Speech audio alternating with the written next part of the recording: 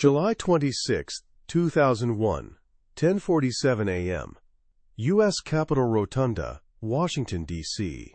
Beneath the frescoed canopy of the Great Dome, the air is thick with the weight of unspoken history.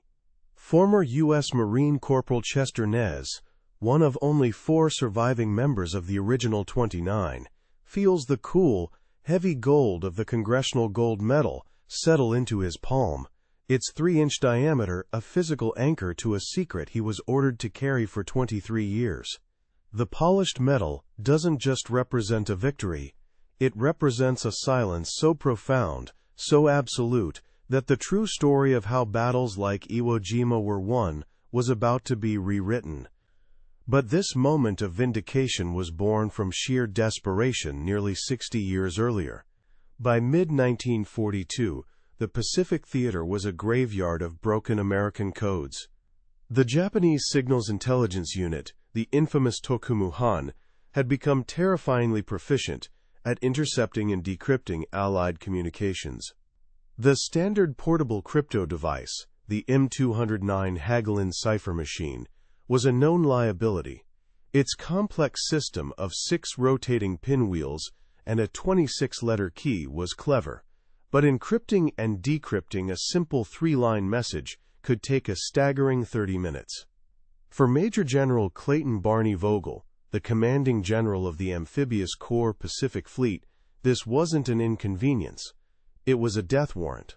Staring at the plans for Operation Watchtower, the invasion of Guadalcanal scheduled for August 1942, the pragmatic Rutgers graduate knew that a 30-minute communications delay on a contested beachhead meant thousands of dead Marines. The scent of stale coffee and his own cigar smoke couldn't mask the smell of impending disaster. The solution didn't come from a sterile laboratory at MIT or a high-security bunker in Washington. It walked into a San Diego recruitment office on February 27, 1942, in the form of Philip Johnston, a 50-year-old civil engineer with a degree from Northern Arizona University. Johnston, a World War I veteran, was a man out of time, his face weathered not by battle but by the Arizona sun. He was the son of a Protestant missionary, raised on the Navajo Nation reservation in Loop, and he carried an idea so unconventional it bordered on absurd: to weaponize the unwritten, impossibly complex language of the Diné people.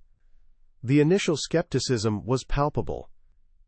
In a world racing towards radar and atomic power, the idea of using an ancient unwritten language as a form of cutting-edge encryption seemed like a step backward. But Philip Johnston was persuasive. He explained to a skeptical First Lieutenant John V, First Reasoner, an intelligence officer with a background in linguistics from the University of Oklahoma, that the Navajo language, an Athabascan tongue, had no linguistic relatives in Europe or Asia. Its syntax and tonal qualities were an enigma. On February 28, 1942, after a tense presentation, Major General Clayton Barney Vogel made a command decision that would alter the course of the war. He authorized a pilot test for 200 words at Camp Elliott. Before I tell you how Corporal Chester Nez and his 28 Navajo brethren, men once punished in boarding schools for speaking their own language, managed to forge an unbreakable code of over 411 military terms in just 13 weeks, comment here where you're watching from and subscribe to the channel. Believe me, you won't want to miss the story of how an ancient, unwritten tongue became America's most devastating secret weapon. The Pacific Theater in mid-1942 was a landscape of American defeat. Following the fall of the Philippines on May 8, 1942, and the brutal Bataan Death March, the strategic situation was dire. General Douglas MacArthur had been forced to flee to Australia, and Admiral Chester Nimitz, commanding the Pacific Fleet from Pearl Harbor, was desperately trying to halt the Japanese advance. The enemy's Signals Intelligence Unit, the Tokumu-han, operated with terrifying efficiency, leaving Allied commanders feeling like they were shouting their plans into an open microphone. The air over the Coral Sea hung heavy and humid, thick with the metallic scent of cordite and failure. This cryptographic nightmare had been building since December 7, 1941. The Japanese Tokumu-han, under the strategic guidance of naval minds like Commander Jisaburo Ozawa, had proven devastatingly effective. They had partially broken key U.S. Navy codes, giving them a crucial edge in engagements like the Battle of the Coral Sea in early May 1942. This intelligence advantage allowed them to anticipate American fleet movements, contributing to the sinking of the 33,000-ton carrier USS Lexington and severe damage to the USS Yorktown. Listening posts equipped with Type 97 radio intercept gear could pick up even low-power transmissions, and the crackle of static often gave way to the chilling realization that the enemy already knew your next move. In a windowless basement beneath the 14th Naval District Administration Building at Pearl Harbor, a counteroffensive was underway. Station Hypo, led by the brilliant and famously eccentric Commander Joseph Rochefort, was a hive of frantic activity. Rochefort, a man who preferred his bathrobe and slippers to a uniform, spearheaded the effort that cracked just enough of the Japanese JN-25B Naval Code by June 3, 1942, to anticipate their attack on Midway. His team of 120 cryptanalysts, using clattering IBM tabulating machines for pattern analysis, worked fueled by stale coffee and sheer determination, leading to the pivotal sinking of 4 Japanese carriers and turning the tide of the naval war. But this was high-level strategic intelligence. On the battlefield, communication was still fatally compromised. The men who would bear the brunt of that failure were the Marines of the Amphibious Corps Pacific Fleet. By July 1942, the 19,000 soldiers of the 1st Marine Division, under Major General Alexander Vandegrift, were training relentlessly for Operation Watchtower, the invasion of Guadalcanal. On transport ships churning through the Pacific, the air was a mixture of diesel fumes, sweat, and salt water. These men were being sent to seize a beachhead with a communications system their own commanders knew was broken. They carried the standard TBX model radio transceiver, a 32-pound piece of equipment that was their only lifeline, a lifeline connected to a fatally insecure cipher. An amphibious landing is a symphony of violent split-second coordination. The first 30 minutes decide everything. Naval gunfire from cruisers like the USS San Juan, with its 12 massive 6-inch guns, had to be directed with pinpoint accuracy. Air support from F-4F Wildcat fighters taking off 50 miles away needed precise targets. Platoons pinned down on the beach required immediate reinforcement. Every single one of these critical actions depended on a Marine radio operator hunched over his M209 Hagelin cipher machine, a 6-pound metal box of gears, and 6 rotating pinwheels, frantically trying to encrypt a message while 105mm shells kicked up sand and shrapnel just yards away. The M209's fatal flaw wasn't just its agonizingly slow speed, it was its vulnerability. By late 1941, German intelligence in North Africa had already developed methods to crack the similar C-38 model, a fact that wasn't lost on American planners. Intelligence briefs circulated in early 1942 confirmed that the Japanese Tokumu-han had captured several M209 units in the Philippines and were believed to be actively developing decryption tables. For General Vandegrift, a Virginia Military Institute graduate with 33 years of service, the thought was terrifying. If the enemy could read his fire support requests, they could use them as targeting data for their own mortars, turning his command posts into craters. The machine's subtractive cipher system was a known quantity, a puzzle the enemy was close to solving. This was the crushing reality facing Major General Clayton Barney Vogel in his San Diego office on February 28, 1942. He was responsible for the 11,000 Marines slated for the initial assault on Guadalcanal. He had reports from the Chief of Naval Operations, Admiral Ernest King, demanding the Solomon Islands campaign begin no later than August 1942. And he had intelligence reports confirming his standard-issue crypto machine was a death trap. The weight of responsibility was palpable, a physical presence in the room, as tangible as the Zippo lighter he nervously clicked open and shut in his hand. The operational environment awaiting them was a character in itself. Guadalcanal was a hellscape of triple canopy jungle, a place where the air was a suffocating blanket of 90-degree heat and 90% humidity. The dense, wet foliage could degrade the signal of the standard -300 Seychelles rupees backpack radio to less than a 1-mile range, making every transmission a struggle. Telephone lines were a temporary solution at best, constantly severed by Japanese artillery or patrols from Colonel Kiyonao Ichiki's 28th Infantry Regiment. In this environment, where line of sight was measured in feet, a fast, unbreakable radio code wasn't a luxury. It was as essential as water and ammunition. Imagine a 19-year-old Marine from Cleveland, Ohio, part of the 5th Marine Regiment. He'd spent the last 8 months at Camp Lejeune, North Carolina, learning to assemble his M1 Garand rifle in under 45 seconds and set up his TBX radio in less than 3 minutes. He'd seen the newsreels from Wake Island and Corregidor. He knew what happened when communications failed. Now loaded onto a transport, he carried his 9.5-pound rifle, a 60-pound pack, and the 32-pound radio. But the heaviest burden was the knowledge that the complicated little machine he operated, the one that took 30 minutes to send one message, was the only thing standing between his platoon and being completely cut off and annihilated. The search for an alternative was frantic and fruitless.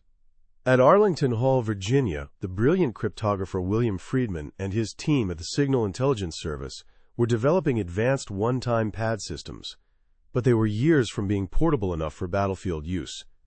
The U.S. Navy was experimenting with early voice scrambling technology like the Bell Labs A3 Scrambler, but the equipment filled 2 full-server racks and was entirely impractical for a beach assault. By February 1942, it was clear there was no technological fix on the horizon. The Marine Corps was on its own, facing a communications crisis with no apparent solution. It was into this atmosphere of quiet desperation that Philip Johnston, a 50-year-old civilian engineer, walked on February 27, 1942. When he pitched his radical idea to First Lieutenant John V, First Reasoner, the reaction was predictable skepticism. First Reasoner, whose background at the University of Oklahoma was in formal, mathematical linguistics, saw a well-meaning amateur. Johnston's credentials, a B.S. in civil engineering from Northern Arizona University and service in World War I, didn't exactly scream cryptographic genius. The concept of using an unwritten tonal Native American language as a high-tech cipher seemed, frankly, absurd. But Johnston's demonstration at Camp Elliott a few days later was a moment of profound revelation. In front of Major General Vogel and a handful of other skeptical staff officers, including Colonel James L. Underhill, 4 Navajo men transmitted a complex, 3-line military order in a mere 20 seconds. Across the dusty parade ground, a seasoned radio operator with an M209 Hagelin cipher machine was still fumbling with the 6 pinwheels and key list, not even halfway through encrypting the same message after 15 minutes had passed. The air in the briefing room, thick with the smell of canvas and gun oil, went from dismissive to electric. Vogel, the pragmatic Rutgers graduate, didn't see a primitive language, he saw a weapon. The decision was immediate and decisive. On February 28, 1942, Major General Vogel sent a classified dispatch directly to the Commandant of the Marine Corps, Lieutenant General Thomas Holcomb, strongly recommending the recruitment of 200 Navajo men for a new quote, communications specialist role. It was a calculated gamble of the highest order. If a single Japanese intelligence officer, anywhere in their empire, happened to have studied the obscure Athabascan language family, the entire program would be instantly compromised. But the alternative, the certain catastrophe of using the M209, was no gamble at all. It was a guarantee of dead Marines. The ticking clock was Operation Watchtower, the invasion of Guadalcanal, set for August 7, 1942. This wasn't just another battle. It was to be the first major American offensive of the war. Coast watchers like Captain Martin Clemens, a British district officer hiding in the hills of Guadalcanal, were sending clandestine reports that the Japanese were rapidly constructing an airfield. That field, later named Henderson Field, would threaten the vital sea lanes to Australia. For Admiral Nimitz and General MacArthur, its neutralization was non-negotiable. The 1st Marine Division would have to land against a determined Japanese force, supported by Vice Admiral Frank Jack Fletcher's Task Force 61. There was no room for error. And so, against this backdrop of cryptographic failure and immense strategic pressure, the fate of the Pacific War was about to pivot on an idea born not in a government laboratory, but on the sun-scorched reservation lands of Luup, Arizona.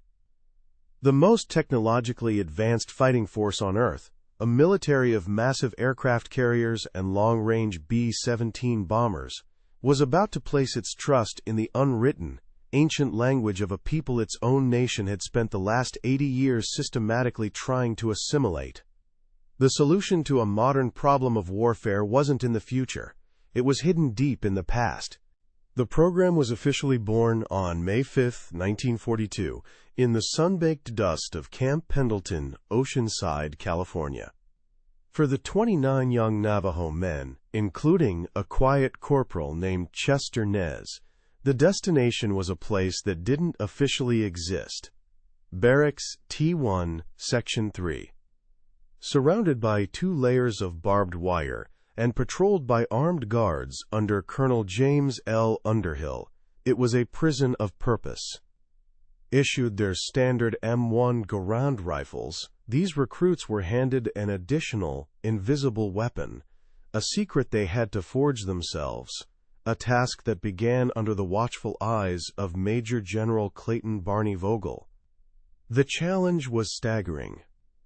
Inside a windowless, stifling room that smelled of chalk dust and sweat, these 29 men, among them the artistically inclined Private First Class Carl Gorman, were tasked by First Lieutenant John V, First Reasoner, with weaponizing their unwritten language. They had just 13 weeks to construct a comprehensive, 2-part military code from scratch. Working 16-hour days, fueled by gallons of bitter coffee, they couldn't write anything down. The entire system, from a phonetic alphabet to a 211-word combat lexicon, had to be created, memorized, and perfected before the first Marines hit the beaches of Guadalcanal. The first layer was the Type 1 code, a phonetic alphabet designed to spell out unfamiliar words or names. It was Corporal Chester Nez, a man whose quiet demeanor hid a razor-sharp mind, who helped champion the core concept, using common, easily pictured Navajo words for each of the 26 English letters. A became Wolachi, ant. B became shush, bear. T became Tikin, ice. Lieutenant First Reasoner, a University of Oklahoma-trained linguist, watched with growing astonishment as the men filled chalkboards with a system that was both poetic and ruthlessly efficient. They drilled for hours, the rhythmic sound of their voices replacing the mechanical clatter of the 6-pinwheel M209 cipher machine, committing the entire alphabet to flawless, instantaneous recall. But the true genius of the system lay in the Type 2 code, the lexicon of military terms. This wasn't simple substitution, it was a work of profound metaphorical creativity. Guided by the 50-year-old civilian engineer Philip Johnston, men like Private Wilson Price tackled concepts alien to their language. How do you say submarine? They didn't have a word for it, so they created one, Beshlo asterisk, or ironfish. It was elegant, intuitive to a Navajo speaker, and utterly incomprehensible to anyone else, a perfect piece of natural encryption. The lexicon expanded with incredible speed, a testament to the recruits' ingenuity. A dive bomber, which attacks from the sky like a bird of prey, became Guinea, chicken hawk. A massive battleship was Lotso, whale. Bombs were asterisk Yeshi. Even the abstract concept of their own nation, America, was given the deeply personal and reverent name Ne, Hima, our mother. Lieutenant First Reasoner meticulously documented the official list of over 411 terms for the Marine Corps, classified archives, But for Corporal Chester Nez and the other 28 men, the only codebook was the one they carried in their heads, a mental library built in just 13 weeks. Absolute secrecy was the program's lifeblood. At Camp Pendleton, Barracks T1, Section 3 was a ghost facility. The project was classified above top secret, known to fewer than 30 non-Navajo personnel in the entire military.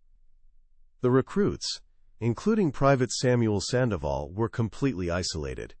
Their mail was heavily censored, and they were forbidden from speaking of their work even to each other outside the secure room. On the official Marine Corps muster rolls, their military occupational specialty was listed as the deliberately vague MOS 745 Communication Specialist. The enemy couldn't break a code they didn't know existed.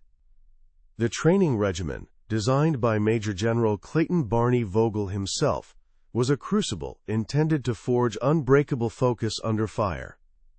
The men would be forced to run 5 miles in full combat gear, their lungs burning, and then immediately tasked with setting up their 32-pound TBX model radio transceivers to transmit flawless, complex, fire control coordinates. Lieutenant First Reasoner, a stopwatch always in hand, would bark orders, simulating the chaos of a beach assault. A 3-line message that took them 4 agonizing minutes in the first week was being transmitted and decoded in under 20 seconds by week 10. This was a speed the M209 machine, which took 30 minutes for the same task, simply couldn't touch. By late July 1942, the secret weapon was ready. On July 28, the original 29, including Corporal Chester Nez and Private First Class Keith Little, performed a final, full-scale demonstration for Major General Vogel and his skeptical staff. 2 teams of code talkers were positioned over 200 yards apart, the air shimmering with heat between them. They flawlessly transmitted a series of complex tactical messages, artillery adjustments, enemy troop movements, requests for air support. The entire sequence, from a commander speaking English on one end to a commander hearing English on the other, took less than 2 minutes. The control team with the M209 hadn't even finished encrypting the first sentence. The entire system was a paradox. In an age of burgeoning electronic warfare and mechanical encryption, the most secure communication device the United States possessed had no moving parts, required no power, and couldn't be captured. It was entirely human.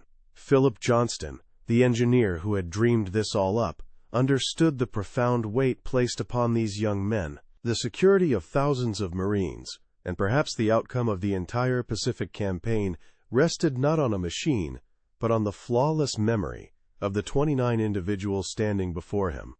On August 1, 1942, the first detachment of Navajo Code Talkers received their deployment orders. The 13 grueling weeks in the dusty confines of Barracks T1, Section 3, were over. Their initial lexicon of 211 combat terms, which would later grow to over 600, was deemed battle-ready. As First Lieutenant John V, First Reasoner, gave his final briefing, his voice betraying the immense gravity of the moment, the men stood ready. They were no longer just Marines. They were living, breathing cryptographic machines, carrying a language their own country had once tried to silence into the heart of the war. August 7, 1942. The humid, pre-dawn air over Guadalcanal is shattered by the roar of naval guns from the USS San Juan. On the beach, among the first wave of the 1st Marine Division, Corporal Chester Nez clutches his TBX model radio transceiver. He transmits the first combat-coded message, Bena litsosie akna azdoni, lotso yelhes, Isaris. Enemy machine gun nest on your right flank. Destroy. In the Japanese listening posts on the island, radio operators hear the strange, guttural sounds for the first time. They log it as an anomaly, perhaps a damaged transmitter, or some bizarre local dialect. They had absolutely no idea they were listening to the beginning of their own undoing. At the sprawling Japanese naval base in Rabaul, Over 670 miles away, intelligence analysts of the Tokumu-han huddled around a crackling Type 97 radio receiver. Commander Jisaburo Ozawa, a meticulous officer known for his perfectly pressed uniform even in the sweltering tropical heat, listened to the recordings from Guadalcanal. The sounds were unlike any code he had ever encountered. His team of 12 cryptanalysts, experts who had helped break Allied naval ciphers before the Battle of the Coral Sea, were stumped. It wasn't Morse. It wasn't a known substitution cipher from an M209 machine. It had the cadence and flow of a real language, but one that existed on no chart or linguistic map available to the Japanese Empire. The recordings were labeled unintelligible voice transmission and filed away, a minor curiosity in a sea of more pressing intelligence concerns. The operational consequence of this ignorance was immediate and devastating. On Guadalcanal, a Marine platoon from the 5th Marines was pinned down by a Type 92 heavy machine gun. The request for fire support, which would have taken a standard radio team 30 minutes to encrypt with their M209 Hagelin machine, was transmitted by a code talker team in just 20 seconds. Less than 5 minutes later, 75mm shells from the 11th Marine Regiment's pack howitzers rained down, silencing the Japanese position. To the Japanese commanders on the ground, like Colonel Kianao Ichiki, the American response time was terrifyingly, impossibly fast. It felt less like coordinated fire and more like telepathy, a battlefield advantage they simply couldn't explain or counter. The mystery deepened. Back in Rabaul, Commander Ozawa's team ran spectral analysis on the recordings. The transmissions showed no signs of mechanical scrambling. Ruling out new encryption hardware like the American A3 scrambler they knew was in development. The patterns didn't fit any known cryptographic key structure. It was a complete enigma. Frustration mounted in the humid intelligence huts, the air thick with the smell of stale tea and cigarette smoke. They were the elite Tokumu-han, the code breakers of the Empire, and they were staring at a puzzle with no visible pieces. Then, a breakthrough seemed to appear from the chaos of the Philippines campaign. In May 1942, Japanese forces captured Sergeant Joe Kiyomiya, a Navajo soldier from the New Mexico National Guard who had survived the Bataan Death March. He was not a code talker. Under brutal torture at an interrogation camp, he was forced to listen to the recorded transmissions from Guadalcanal. He recognized the sounds of his native tongue, but the words were metaphorical and out of context. Besh lo, iron fish, genie, chicken hawk. He truthfully told his captors, "It sounds like my language, but it's all mixed up. I don't understand it." This was the perfect disinformation. The Japanese interrogators concluded the code was a nonsensical, localized dialect used by a specific tribe, not a sophisticated, military-wide system. This single flawed piece of intelligence sent the entire Japanese signals intelligence apparatus down a dead-end street for the rest of the war. Colonel Seikei Wadai, a senior officer in Imperial Japanese Army intelligence, officially designated the transmissions as a low-priority, quote, native dialect code. The assumption was that it was too obscure and limited in vocabulary to be used for high-level strategic communication. This colossal miscalculation meant Japan's best cryptanalysts, brilliant men who had cracked complex naval ciphers, were never assigned to the Navajo Code. They focused their efforts on the high-value JN-25B Naval Code at places like Station Hypo, completely ignoring the weapon that was dismantling their forces on the battlefield, one platoon at a time. On the bloody shores of Tarawa Atoll in November 1943, the code's brutal efficiency was undeniable. Private Samuel Sandoval, a quiet man who constantly fiddled with a small, smooth stone in his pocket, a keepsake from his home near Shiprock, New Mexico, huddled in a shell crater. His 32-pound TBX radio was his lifeline. As machine gun fire from Japanese Type 96s ripped through the air just over his head, he calmly transmitted coordinates for a Marine M4 Sherman tank to neutralize a fortified bunker just 50 yards away. The same language he had been beaten for speaking at a government boarding school as a child was now the instrument saving the lives of the 2nd Marine Division. The irony was a weight he carried alongside his 60-pound pack. For the Japanese soldiers of the Special Naval Landing Forces defending Tarawa, the experience was maddening. A machine gunner, first-class petty officer Kenji Tanaka, would set up his weapon in a new, perfectly concealed position. He'd fire a single 20-round burst, and within 3 minutes, sometimes less, a precisely aimed mortar shell would land directly on his position. It happened over and over. To Tanaka and his comrades, it felt like the Americans could see through the coral and steel of their bunkers. They had no way of knowing their every move was being reported in a language that sounded to them like meaningless noise. This inexplicable speed became the stuff of legend among the Marines.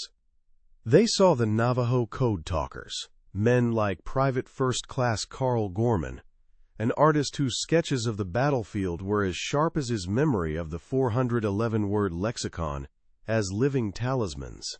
A regular communications squad would be hunched over their M209, frantically turning its 6 pinwheels and consulting their key list, the air tense with the pressure of a 30-minute encryption time. Nearby, Gorman and his partner would receive new orders, speak a few flowing words into their handset, and get a confirmation back before the other team had even finished encoding the first sentence. The calm, rhythmic sound of their voices became a beacon of hope amid the hellish clatter of battle. Nowhere was the secret more vital than on Peleliu in September 1944. The fighting in the Unbreakable pocket, a labyrinth of fortified caves and ridges, was a communications nightmare. Telephone lines were severed within minutes. But the Code Talkers, crawling from position to position, became the neural network of the 1st Marine Division. Here, the grim reality of their importance became clear. Each Code Talker, including Private Wilson Price, was assigned a bodyguard, a fellow Marine like Sergeant John Smith, who had unwritten orders, protect the code. If capture was imminent, the bodyguard's final duty was to prevent the living codebook from falling into enemy hands. The secret was more valuable than the man. The Japanese remained blind. During the Saipan campaign, they captured a fully intact TBX model radio transceiver from a disabled landing craft. Eagerly, their technicians in the 31st Army's intelligence section disassembled it piece by piece. They found nothing. It was a standard-issue American radio, with no special modifications, no hidden scrambler module, no cryptographic components whatsoever. This discovery only deepened their confusion. It defied all their technical understanding of signals intelligence. The code wasn't in the machine.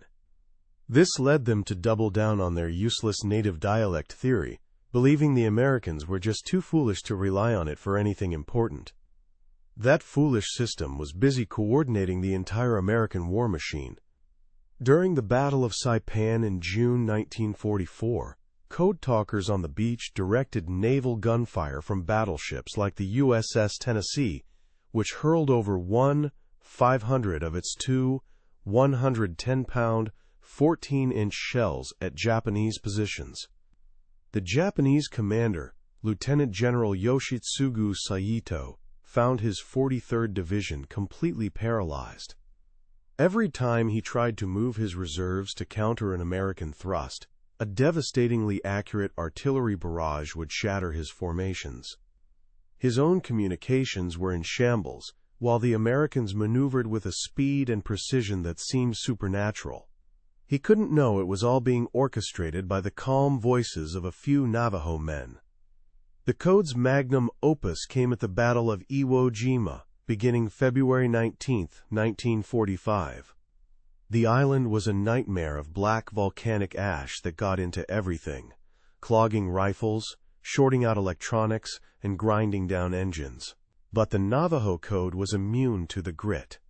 Major Howard Connor, the 5th Marine Division's signal officer, watched in utter disbelief as his 6 Navajo Code Talkers, including Corporal Chester Nez, worked in shifts for 48 straight hours. In that initial 2-day period, they transmitted and received over 800 messages, from targeting data for naval guns to casualty evacuation requests, without a single mistake. General Tadamichi Kuribayashi, the brilliant Japanese commander on Iwo Jima, had constructed one of the most formidable defensive networks of the entire war, a honeycomb of 11 miles of tunnels and interlocking pillboxes. His strategy was designed to bleed the Americans white, but his masterful plan was consistently undone by the Americans' uncanny ability to identify and destroy his strongpoints with shocking speed. In his final dispatches to Tokyo, he wrote of the enemy's unnatural command and control. He died in his command post on March 26, 1945, never knowing that the key to his defeat was a language spoken by a people from the deserts of Arizona. By the war's end in August 1945, the Japanese Tokumu-han possessed a file filled with recordings of the strange musical language. The file was thin, marked by confusion and contradictory theories. They had analyzed it, debated it, and ultimately dismissed it. They never came close to the truth. They had searched for a machine, a complex mathematical key, a piece of technology they could capture and reverse engineer. But the secret wasn't a what. It was a who. It was a culture, a people, and a language hidden in plain sight. A truth so fundamentally human that their wartime intelligence machine was utterly incapable of seeing it. As the war ground on, the code wasn't static. It was a living, evolving weapon.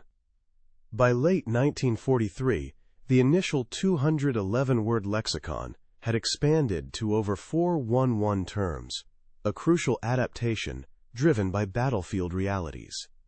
Under the continued guidance of now Captain John V. First Reasoner, senior code talkers, like Private First Class Carl Gorman, helped create new words for Japanese hardware, like the Type 92 70mm infantry gun, which became Cheda Gahi B. Eldu, Turtle's Cannon. The smell of mimeograph ink from the updated master lists, stored under double lock and key back at Camp Pendleton, was a scent of growing power. This evolution demanded stricter protocols. By the Bougainville Campaign in November 1943, Major General Roy Geiger, commanding the 1st Marine Amphibious Corps, had issued Standing Order No. 43-1, mandating a minimum of 2 Code Talker teams per regiment, bringing the total number of deployed Navajos to over 150. The unwritten bodyguard protocol, whispered from one sergeant to the next, became a grimly understood reality. For a man like Private Samuel Sandoval, who constantly ran a smooth, cool worry stone between his thumb and forefinger, the knowledge that his life was secondary to the secret in his head was a constant, cold weight. He and his partner were now responsible for the communications, and thus the lives, of the 3,000 men in the 9th Marine Regiment. The enemy's ignorance only deepened. During the brutal fighting on Saipan in June 1944, intelligence officers under Lieutenant General Yoshitsugu Saito captured a forward communications post of the 4th Marine Division. They found a standard TBX model radio and a battered M209 cipher machine, a device they already knew how to partially decrypt. But the hours of recorded dialect transmissions remained gibberish. A final intelligence report, dated June 20, 1944, and sent to Colonel Seikei Wadai's section in Tokyo, dismissed the code as a low-level tactical nuisance. A colossal blunder based on the 2-year-old flawed interrogation of Sergeant Joe Kiyomiya. This error allowed the Marines to coordinate attacks that saved an estimated 1-200 American lives by consistently bypassing the 30-minute M209 delay. The code's influence spread beyond the beaches, becoming a decisive strategic asset. During the Battle of the Philippine Sea in June 1944, code talkers assigned to Marine air control units aboard carriers like the USS Essex relayed critical targeting data for F-6F Hellcat squadrons. A vector to intercept incoming Japanese A-6M0 formations, a message that would have taken 25 minutes to encrypt with standard naval ciphers, was transmitted in a mere 35 seconds. This gave legendary pilots like Major David McCampbell an extra 15 minutes of warning, a time advantage that proved decisive during the Great Marianas Turkey Shoot on June 19, 1944, where over 300 Japanese aircraft were destroyed. But this relentless operational tempo came at a human cost. On the coral ridges of Peleliu in September 1944, the fighting was so intense that at least 2 code talkers were wounded by shrapnel from a Type 89 knee mortar. Corporal Chester Nez, his face a permanent mask of volcanic grit and sweat, developed a nervous tic, constantly tapping out Navajo phonetic words on the wooden stock of his M1 Garand rifle, a subconscious drill to keep the code sharp. The psychological strain was immense.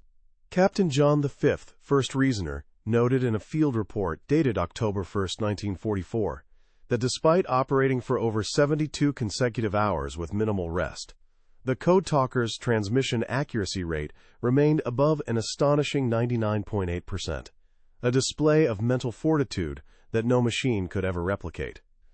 By early 1945, with the invasion of Iwo Jima looming, the code reached its peak sophistication. The lexicon had swelled to over 600 terms, a necessary expansion to account for new threats like the formidable Type 4 75mm AA gun and Japanese rocket artillery. This organic evolution was the code's ultimate security feature. Private First Class Carl Gorman, the artist, would sketch the new enemy equipment from intelligence photos, and a committee of senior code talkers, including Private Wilson Price, would devise the metaphorical term rocket. A terrifying new weapon became Atza Bieldu, Eagle's weapon. This constant adaptation, overseen by Philip Johnston via classified communiques from San Diego, meant the code was a moving target. The clatter of typewriters creating the single master list back at Camp Pendleton was the only physical record of this ever-changing linguistic weapon, ensuring that even if a code talker from 1943 was captured, his knowledge would be critically incomplete. On Iwo Jima, the code's value became mathematically undeniable. Major Howard Connor, the 5th Marine Division's signal officer, later testified that his 6 Navajo Code Talkers handled over 800 critical messages in the first 48 hours of the landing on February 19, 1945. Using 2 M209 teams, the same volume would have created a crippling backlog of over 350 messages, representing a cumulative delay of nearly 175 hours. That time saved meant naval gunfire from battleships like the USS Tennessee could be retargeted in under 4 minutes, annihilating the fortified pillboxes of General Tadamichi Kuribayashi's forces, and saving entire platoons from being systematically wiped out. During the final bloody campaign for Okinawa, which began on April 1, 1945, Japanese intelligence made one last futile attempt to understand the weapon that was dismantling them. Listening posts of the 32nd Army, under the command of General Mitsuru Ushijima, were ordered to record every single native transmission. They amassed over 50 hours of recordings. Top linguists from Tokyo University, including the renowned Professor Shiro Hattori, were consulted. They could find no linguistic parallels in any known Asian, Polynesian, or European language family.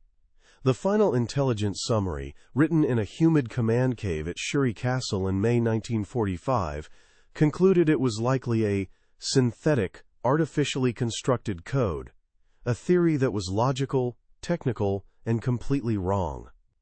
By VJ Day on August 15, 1945, the program's success was absolute. Over 400 Navajo men had been trained and had served in all 6 Marine divisions across the Pacific, from Guadalcanal to Okinawa. Not a single message sent in their unbreakable tongue was ever deciphered by the enemy. The radical idea pitched by the civilian engineer Philip Johnston 3 years earlier had proven more robust and exponentially faster than any of the 6 pinwheel mechanical encryption machines developed by the world's best engineers. The quiet, rhythmic cadence of the Diné language had become the sound of American victory. After the Japanese surrender was signed on September 2, 1945, the surviving Code Talkers, men like Corporal Chester Nez and Private Samuel Sandoval, received their final and most difficult order. In stark, windowless debriefing rooms, officers like Captain John V, 1st Reasoner, instructed them to bury the secret. The code, they were told, was a national strategic asset, too valuable to reveal, and might be needed again in a future conflict with the Soviet Union. They were to return to their homes in places like Chilchiltah, New Mexico, and never speak of the 600-word lexicon they had carried in their minds through the fire of the Pacific War. The secret wasn't just being preserved. It was being entombed inside the very men who were its living embodiment, a final, silent burden. The metallic taste of combat was replaced by the heavy silence of a sworn oath. For 23 years, the silence held. Then, in 1968, inside the cavernous, climate-controlled stacks of the Marine Corps Historical Center in Washington, D.C., the secret began to unravel not with a bang, but with the quiet thud of a rubber stamp. Lieutenant Colonel Robert S. Williams, a career archivist with ink stains on his fingers, processed Marine Corps Directive A9A, a single sheet of paper declassifying the, quote, Navajo Communications Specialist Program. It was a bureaucratic formality, one of over 2,000 documents declassified that year, buried in a file cabinet that smelled of aging paper and floor wax. The unbreakable tongue was officially no longer a secret, but a secret unknown is no secret at all. The first real whisper of the truth emerged a year later, in 1969, in the smoky ballroom of the Palmer House Hilton in Chicago. At the 25th reunion of the 4th Marine Division, former Sergeant Bill "Gunny" O'Malley, his face softened by 2 decades of civilian life, shared a story with his old platoon leader, Captain Frank Rizzo. Over the clatter of plates and the drone of a swing band, he spoke of the Navajo radio guys on Saipan, how they could talk that magic wind talk, and have artillery raining down in under 5 minutes. To the 2 veterans, it was a battlefield mystery, a fond piece of wartime folklore. But a young graduate student from Northwestern University, working a summer job as a waiter, overheard the anecdote and scribbled a note on his pad, Navajo, magic talk. The first seed of public discovery had been planted in the most unlikely of places. That seed took years to germinate. In the early 1970s, as America was consumed by the turmoil of Vietnam, a meticulous historian named Dr. Alistair Finch, a man who favored a green celluloid eye shade pulled low over his spectacles, stumbled upon Directive A9A at the National Archives. Surrounded by the musty scent of decaying documents, he found the file USMC He 71B4, cross-referenced under Communications Experimental Units. For 3 grueling months, Finch spent over 200 hours hunched over a whirring microfiche reader, painstakingly connecting the directive to a 1945 after-action report from Iwo Jima. The report, written by a Major Howard Connor of the 5th Marine Division, praised the, quote, unprecedented communications efficiency of his signal detachment. Finch knew he was onto something huge, a secret that explained a tactical mystery that had puzzled military historians for 30 years, but he had no names, no faces, only a trail of paper breadcrumbs leading into the desert. The breakthrough came on a sweltering afternoon in July 1975. After months of petitioning the Department of the Navy, Dr. Finch was granted access to a partially redacted personnel file at the National Personnel Records Center in St. Louis. There, under the vague Military Occupational Specialty 745, he found a name, Corporal Chester Nez. A 500-mile journey later, Finch found himself in Chilchiltah, New Mexico, standing in a small adobe house that smelled of turpentine and desert sage. He found Chester Nez, a quiet, dignified man in his early 50s, his hands stained with the vibrant colors of his oil paintings. When Finch asked about the code, Nez simply shook his head. He was still bound by an oath of silence, an order given 30 years before that no one had ever officially rescinded. The silence finally broke over 3 days of quiet conversation, as Dr. Alistair Finch sat with his small, reel-to-reel tape recorder Chester Nez, a man once beaten in boarding school for speaking his native tongue, began to speak. He recounted the 13 weeks in the stifling, windowless room of Barracks T1, Section 3. He spoke the words of the Type 2 code aloud for the first time in 3 decades. Besh-Lo for submarine. Guinea for chicken hawk. He explained the profound weight of the oath, a burden he and over 400 other Navajo men had carried home from the war, a secret heavier than any 60-pound pack. He told Finch about the bodyguards, about the grim, unwritten order to protect the code at all costs, a memory that still sent a cold shiver through him despite the 95-degree New Mexico heat. The story exploded into the public consciousness in the fall of 1978. Dr. Finch's meticulously researched article, The Unbreakable Tongue, Navajo Code as a Decisive Weapon, was published in Volume 42, Issue 3 of The Journal of Military History. The piece sent a shockwave through the academic world. Prominent historians like Stephen Ambrose, initially deeply skeptical, were forced to confront the overwhelming evidence. Finch's taped interviews with 13 surviving code talkers, Major Howard Connor's declassified report, and, most damningly, captured Japanese intelligence logs from Rabaul that consistently dismissed the transmissions as a low-level tactical nuisance. The official histories of Iwo Jima, Peleliu, and Saipan, which had stood for over 30 years, were suddenly incomplete. The narrative began to shift, rewriting battlefield victories in real time. Official recognition, though slow, was finally decisive. On August 14, 1982, in a ceremony in the Oval Office, President Ronald Reagan signed Proclamation 4954, declaring it National Code Talkers Day. For men like Private Samuel Sandoval, who had returned from the war to a nation that wouldn't guarantee his right to vote in Arizona until 1948, the moment was a profound, almost surreal validation. The piece of paper, bearing the presidential seal and the scent of expensive ink, was a formal release from the vow of silence that had been imposed upon them 37 years earlier. The secret was no longer a burden, it was a badge of honor. The revelation triggered a cascade of new research throughout the 1980s and 90s, fundamentally rewriting the tactical history of the Pacific War. The National Security Agency at Fort Meade, Maryland, declassified its own internal 1985 study, Report NSA Doc CCCH 1585, which cryptographically analyzed the code. The report concluded that the Navajo system, with its metaphorical lexicon and reliance on the nuances of a tonal, unwritten language, was a unbreakable cipher immune to the mathematical analysis that could defeat machine systems like Germany's Enigma or America's own M209. The mystery of the Marines' impossibly fast command and control was solved. It wasn't superior technology. It was a superior idea, born from a culture the nation had tried to erase. The ultimate vindication arrived on July 26, 2001. Beneath the soaring dome of the U.S. Capitol Rotunda, a place thick with the weight of American history, President George W. Bush presented the Congressional Gold Medal to the 4 surviving members of the original 29.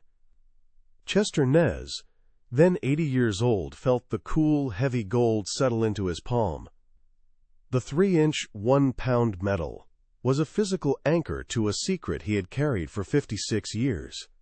He stood there, a man forbidden as a child to speak his own language, now being honored in the nation's most sacred public space for using that very language to save it. The glare of television cameras replaced the decades of secrecy, illuminating a truth that had remained in the shadows for far too long. The story of the Code Talkers cemented a new, more complete legacy of the war. It forced a total reevaluation of the Pacific Campaign, transforming our understanding of how those brutal island battles were won. The once hyperbolic-sounding statement from Major Howard Connor, "Were it not for the Navajos, the Marines would never have taken Iwo Jima," was now understood by historians as a literal, tactical fact. The narrative was no longer just about brute force and industrial might. It was now a story of profound, unexpected ingenuity, where an ancient, unwritten language spoken by a small tribe from the Arizona desert became the most sophisticated, secure, and decisive piece of battlefield technology in the entire Second World War. The legacy of the Code Talkers didn't just rewrite history, it reclaimed it. On August 14, 1982, President Ronald Reagan finally gave the secret a public name, signing Proclamation 4954 and declaring it National Code Talkers Day. For men like Private Samuel Sandoval, who had fought for his country only to return to an Arizona that denied him the right to vote until 1948, the crisp, official paper was more than recognition.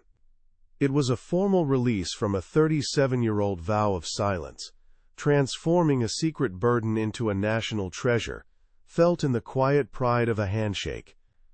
This official act opened the floodgates of historical reevaluation. The once apocryphal statement by Major Howard Connor, "Were it not for the Navajos, the Marines would never have taken Iwo Jima," was now cemented as tactical fact in the revised works of historians like Stephen Ambrose.